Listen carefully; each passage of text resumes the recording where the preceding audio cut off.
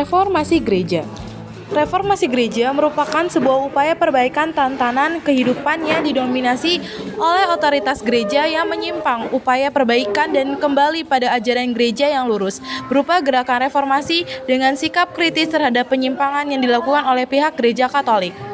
Selanjutnya ada bentuk penyimpangan yang dilakukan pihak gereja Katolik. 1. Banyak penyimpangan dalam tubuh gereja, antara lain adanya penjualan surat penampungan dosa atau indulgensi. 2. Kekuasaan Paus yang sangat besar. 3. Kekalahan dalam perang salib. 4. Kebangkitan nasionalisme di Eropa. 5. Perkembangan kapitalisme. 6. Korupsi. 7. Pajak yang memberatkan.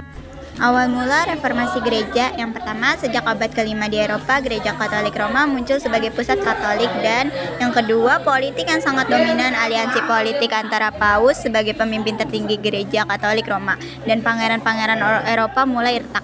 Dan yang ketiga, gereja Katolik yang dinilai otoriter, kaku, dan tak bersahabat terhadap perubahan zaman. Karenanya gerakan ini kemudian disebut sebagai gerakan Protestan. Martin Luther pada 1512, Paul Leo X menjalankan praktik indulgensi yang baru di mana pengumuman dosa bisa dapat oleh siapapun. Syaratnya hanya dua, yang pertama mau dan punya uang. Luther yang geram terhadap pemahaman induksi gereja kemudian melakukan tindakan nekat. Baginya, induksi macam itu justru bertentangan dengan doktrin bahwa pengampunan dosa datang dari iman dan karunia ilahi. 95 dalil protes Luther. 31 Oktober 1517, Luther membawa palu dan kemudian memaku 95 kota protesnya di depan gereja di Wittenberg, kota kecil yang sekarang berada di Jerman.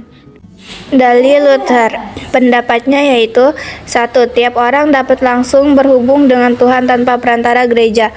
2. Amal baik yang tidak keluar dari hati yang murni tidak akan diterima Tuhan. Hanya orang yang percaya kepada Yesus Kristuslah yang dapat diterima Tuhan. Adapun dampaknya, keberagaman gereja